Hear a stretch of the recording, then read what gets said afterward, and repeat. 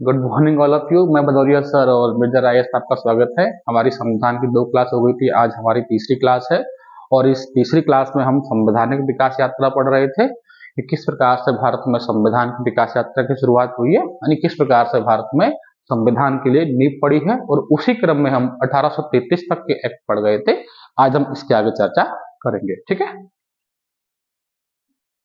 तो 1833 के बाद 1853 का एक्ट आया और 1853 के एक्ट में भारत में प्रशासनिक शक्ति को बढ़ावा देने के लिए और प्रयास किए गए। उन प्रयासों में क्या है, तो पहला हमारा प्रयास है, इस अधिनियम के द्वारा क्या है, विधायी कार्यों को प्रशासनिक कार्यों से अलग कर दिया।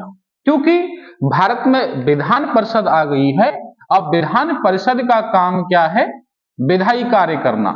अब क्योंकि विधान परिषद का काम विधायी कार्य करना है, तो कहीं ना कहीं क्या होगा, भारत के अंदर अब प्रशासनिक कार्य और राजनीतिक कार्यों को अलग कर दिया गया। यानी प्रशासनिक कार्य अब अलग कोई देखेगा और विधायी कार्य कौन देखेगा, विधान परिषद देखी। इसीलिए इस अधिनियम के तहत प्रशासनिक कार्यों को और विधायी कार्यों को अलग किया गया। यहां पर हमें क्या देखने को मिल रहा है, विधान परिषद। आगे आप देखेंगे तो भारत के लिए विधान परिषद में सदस्यों की संख्या 12 कर दी गई। जो पहले 6 हुआ करती थी, उसके बाद बढ़कर कितनी वर्तमान में कितनी हो गई है, तो ये 12 हो गई है, ठीक है। इसके अलावा भारत में प्रतियोगिता परीक्षाओं की शुरुआत, यानी कि इससे पहले ICS का एग्जाम केवल ब्रिटिश नागरिक ही देते थे। अब भारतीयों के लिए भी ICS के एग्जाम की प्रतियोगिता को खोल दिया गया है। भारतीयों ने मांग की कि भाई हमको भी ICS परीक्षा देने का मौका दिया जाए, तो इस एक्ट के द्वारा अब क्यों है, भारतीयों के लिए भी ICS परीक्षा को ओपन कर दिया गया है। जैसा मैंने कल भी बताया था कि लॉर्ड मैकाले ने कहा था कि हम इन्हीं भारतीयों में से कुछ लोगों को चुनेंगे, उनको पढ़ लिख कर जो है पढ़ा लिखा कर इतना काबिल बनाएंगे कि वो ईस्ट इंडिया कंपनी के लिए कार्य करें। या यूं भी कहा जाता है कि हम इन्हीं काली चमड़ी वाले लोगों में से ऐसे गोरी चमड़ी के लोग बनाएंगे जो हमारे लिए काम करेंगे, है ना। तो कहीं ना कहीं लॉर्ड मैकाले ने कहा था, ठीक है। इसके बाद क्या है, ब्रिटिश क्राउन के अधीन, ये अगला हेडिंग है। यानी कि यहां तक के जो कानून आपको देख रहे हैं, ये ईस्ट इंडिया कंपनी के लिए थे और इसके बाद के जो कानून आएंगे वो है ब्रिटिश क्राउन के अधीन कानून। वो किस प्रकार से आए उस पर हम चर्चा करेंगे, ठीक है। तो सबसे पहले है 1857 की क्रांति। अब देखिए, भारत में संवैधानिक विकास को हमने 2 भागों में डिवाइड कर रखा था, हमने पहले ही पढ़ा था। 1773 से 1853 तक और उसके बाद ब्रिटिश क्राउन के अधीन 1858 से 1947 तक। अब ब्रिटिश क्राउन के अधीन आए क्यों, इसका मूल कारण क्या है कि हम ईस्ट इंडिया कंपनी से हटकर कहां आ रहे हैं, ब्रिटिश क्राउन के अधीन आ रहे हैं। तो उसका मूल कारण है 1857 का रेवोल्यूशन। ये क्यों हुआ, इस पर चर्चा हम करेंगे।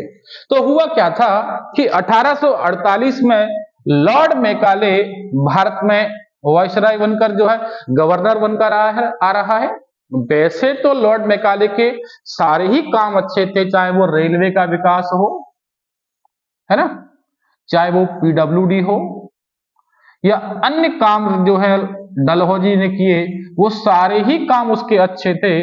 परंतु एक काम उसका गलत रहा, वो था हड़प नीति। क्या काम था, हड़प नीति। बस इसी नीति के कारण लॉर्ड डलहौजी को भारत में उतनी अच्छी दृष्टि से नहीं देखा जाता है। हड़प नीति में क्या था कि लॉर्ड डलहौजी ने अपनी नीति में कहा, जिन राजाओं के पास स्वयं की संतानें नहीं हैं, ऐसे राज्यों को हम ब्रिटिश प्रांतों में क्या है, शामिल कर लेंगे।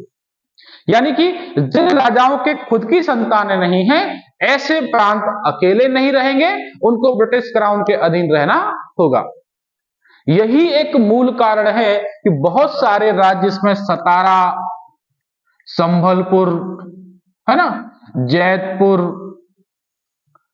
झांसी, करौली, है ना, कई सारे ऐसे क्षेत्र थे जहां के राजाओं के राज्य को अंग्रेजों ने अपने क्षेत्र में मिला लिया। तो एक कारण तो ये भी था इस क्रांति के पीछे। बाकी कोई भी क्रांति अगर किसी देश में होती है तो उसके बहुत सारे कारण होते हैं। उसके राजनीतिक कारण भी होते हैं, उसके आर्थिक कारण भी होते हैं, उसके सामाजिक कारण भी होते हैं, उसके धार्मिक कारण भी होते हैं। अब 1773 से 1857 तक अंग्रेजों ने भारत में बहुत क्रूरता की, जिसके कारण से हर क्षेत्र में भारतीयों को जो है बहुत कुप्रभाव पड़ रहे थे। तो वो कहीं ना कहीं हिंसा का रूप ले लिए।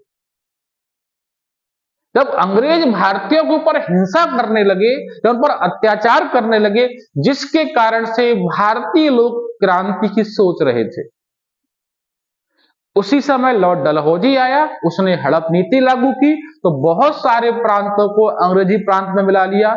इसमें झांसी की रानी का नाम आता है, उनके ऊपर एक कविता लिखी गई है सुभद्रा कुमारी चौहान जी के द्वारा, है ना, तो उसको हम अभी आगे पढ़ेंगे। तो इनके कारण जो है एक क्रांति थोड़ी सी उपजी। दूसरा तो तात्कालिक कारण क्या था, बाकी कारण आपको समझ में आ गए। धार्मिक कारण, राजनीतिक कारण, आर्थिक कारण, सामाजिक कारण, ये सभी जो है मेंस में पूछे जाते हैं। अगर कहीं मेंस में पूछ लिया जाए कि 1857 की क्रांति के मूल कारण क्या है, तो उसमें धार्मिक कारण आएगा, सामाजिक कारण आएगा, आर्थिक कारण आएगा, राजनीतिक कारण आएगा और तात्कालिक कारण आएगा।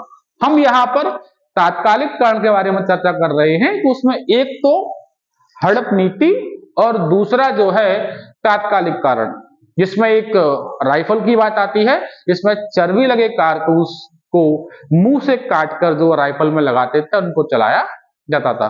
कहते हैं कि एक बार मंगल पांडे कुएं पर नहा रहे थे, उसी समय एक झाड़ू लगाने वाला व्यक्ति आया, उसने कहा मुझे पानी पिला दो, तो मंगल पांडे ने कहा कि मैं भी स्नान कर रहा हूं और तुम इसमें पानी की बात कर रहे हो। तो कहते हैं उस शुद्ध जो है उस झाड़ू लगाने वाले ने कहा कि आप मुझे पानी नहीं पिला रहे, उधर अंग्रेज जो हैं आपका धर्म भ्रष्ट करने के लिए चर्बी वाले कारतूस बना रहे हैं। जब ये बात मंगल पांडे को पता लगी तो मंगल पांडे ने दौरा किया और दौरे में पाया कि वाकई कारतूसों को चर्बी से बनाया जा रहा है। वहीं से मंगल पांडे ने विद्रोह किया और विद्रोह में जो है एक व्यक्ति की हत्या कर दी, अपने अधिकारी की, और वहीं से इस क्रांति की शुरुआत मानी जाती है। क्रांति, वैसे तो क्रांति की एक डेट निश्चित थी, लेकिन मंगल पांडे ने जो क्रांति की शुरुआत की उसके कारण से कुछ कुछ जगहों पर वो समय निश्चित नहीं हो पाया और क्रांति कई भागों में बंट गई। अगर यही क्रांति एक साथ होती तो इसका इंपैक्ट बहुत पड़ता। इसीलिए अंग्रेजों ने इस क्रांति को बहुत आसानी से दबा दिया।